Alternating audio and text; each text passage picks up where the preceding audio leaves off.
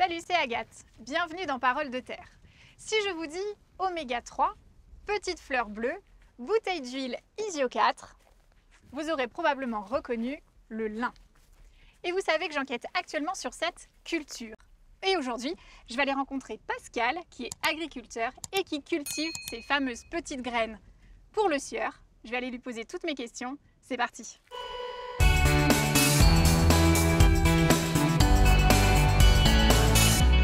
Bonjour Pascal. Bonjour Agathe. Merci de m'accueillir. Alors dis-nous tout. Moi quand on me parle du lin, je pense tout de suite au moment de la floraison où c'est bleu, bleu ciel, c'est un peu magnifique. Voilà. Alors explique-nous comment ça se passe parce que je crois que c'est vraiment une caractéristique spécifique au lin. La première année qu'on avait fait le lin, c'est vrai que c'est impressionnant parce qu'on venait le matin, c'était tout bleu. Et l'après-midi, on venait avec du monde, on venait voir les champs. Il n'y avait plus de fleurs, c'est-à-dire que la fleur commence le matin assez tôt et à 2-3 heures de l'après-midi, tous les pétales sont tombés. Et le lendemain, c'est un nouveau cycle pendant 8-10 jours, 15 jours. Donc c'est une fleur à chaque fois qui fleurit par jour. Ouais. D'accord. Et donc les pétales tombent. Et donc, c'est ça qui va faire apparaître après, c'est la formation de la coquille. La petite coquille, voilà. Okay. Alors, montre-nous, parce que là, il reste une fleur. Une pauvre petite fleur. Rescapée. Voilà la fameuse fleur où il va y avoir la formation de la coquille. Hein, c'est là que je vous disais tout à l'heure. Les pétales tombent et après, il y a la formation de la coquille qu'on aperçoit un peu plus là. Donc, qui est très verte au début. Oui, qui est très verte. Qui grossit après, dans les jours qui suivent.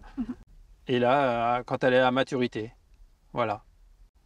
Ok, donc les graines sont à l'intérieur. Et les graines sont à l'intérieur. Très bien. On peut regarder. Et c'est là d'où on sort l'huile. Ok. Alors, dis-nous tout. C'est toi qui cultives ces fameuses graines de lin pour le sueur. Oui, depuis 3 ans.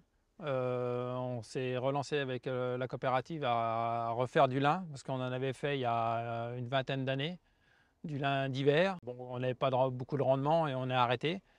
Et là, Bruno nous a trouvé une opportunité d'en refaire il y a 3 ans.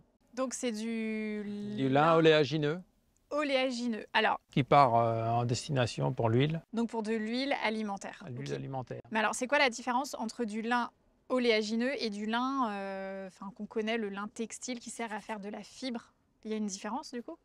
C'est-à-dire que le lin textile, on récolte toute la paille. D'accord, donc la tige. Toute la tige. Ok. Et le lin oléagineux, on récolte que la graine. Alors là, Pascal, on est toute fin juillet. Quand est-ce que tu vas récolter exactement? Je pense d'ici 8-10 jours. Parce qu'il faut que la paille soit quand même bien mûre. Il faut que ce soit très sec. Très sec. D'accord. Mais alors, du coup, c'est une plante que tu as semée quand et qui a fleuri quand exactement? Alors, cette année, j'ai semé le 14 avril. Et la floraison est arrivée, comme on a eu du retard avec la sécheresse, mi-juin, début juin. Donc à peu près 2 mois entre le semis et la floraison, et ensuite 2 mois entre la floraison et la récolte. Ouais. Ok.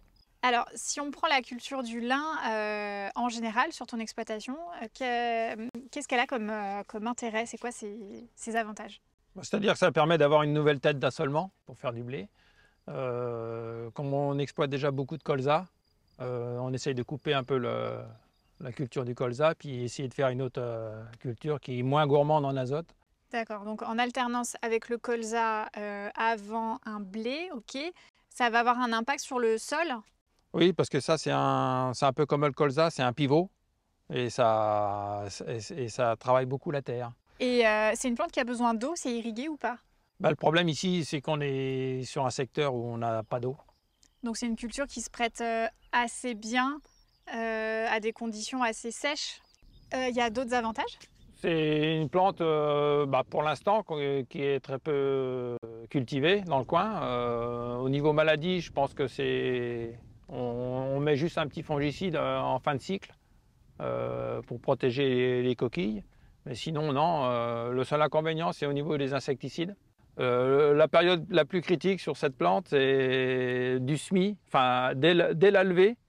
Où là, il y a des insectes qui peuvent... Ah oui, c'est les altises qui mangent tout, qui croquent, qui mangent tout. Sinon, c'est une plante qui est facile à cultiver hein, dans l'ensemble, à part la levée. D'accord. Merci Pascal. Merci Agathe. À bientôt. À bientôt. Et bonne récolte. Et voilà, maintenant, grâce à Pascal, vous êtes incollable sur le lin oléagineux. Bon, mais la saga n'est pas tout à fait terminée, alors si vous voulez voir la suite, likez, partagez, abonnez-vous. Et moi, je vous dis à très bientôt pour un nouvel épisode. Salut!